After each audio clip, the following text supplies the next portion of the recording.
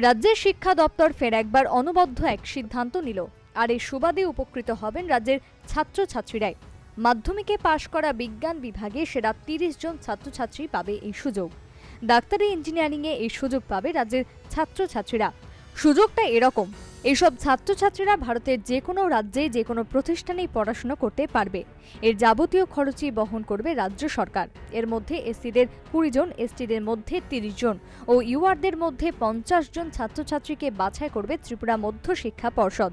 এই ১০০ জনের মধ্যে থেকে অবশেষে সেরা ৩০ জন ছাত্রছাত্রীকে বাছাই করা হবে। শনিবার মহাকরণে সাংবাদিক বৈঠকে এই ঘোষণা দিলেন শিক্ষামন্ত্রী রতনলাল নাথ। ৩০ জনকে, টপ ৩০ জনকে সায়েন্স টিমের যারা এসটি এসসি আমাদের রিজার্ভেশন পলিসি যেটা আমাদের 100% রোস্টার মেনে,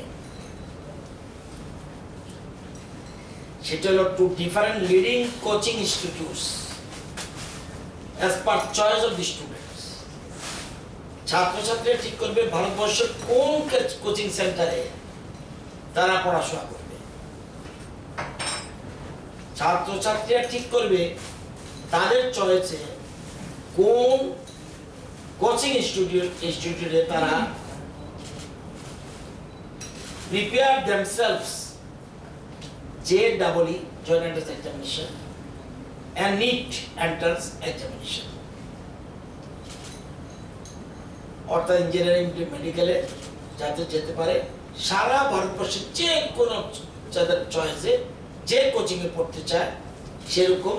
কারণ আমাদের রাজ্যের ছেলে মেয়েরা যেন ডাক্তারি এবং ইঞ্জিনিয়ারিংয়ে খুব ভালো জায়গায় পৌঁছতে পারে, তাদেরকে স্পেশাল কোচিং আমরা দেব এবং ভারতবর্ষের টপ মোস্ট যে কোচিং সেন্টার আছে তারা চয়েস করবে।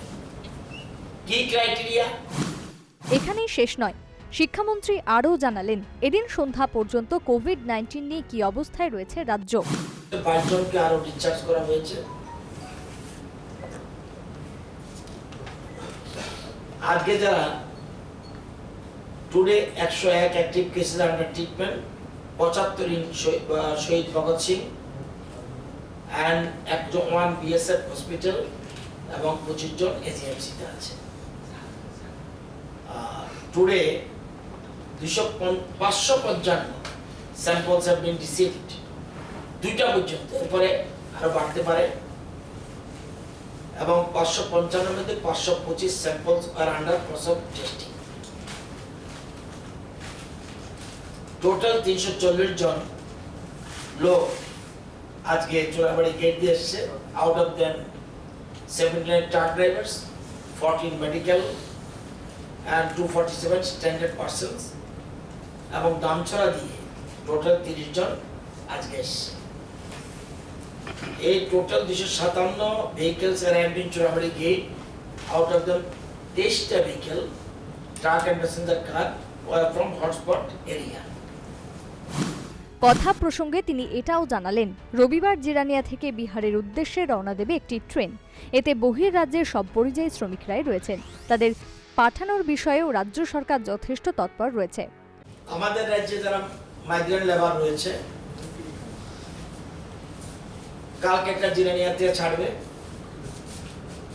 খাগারিয়া যাবে বিহারের 1584 জনকে নিয়ে।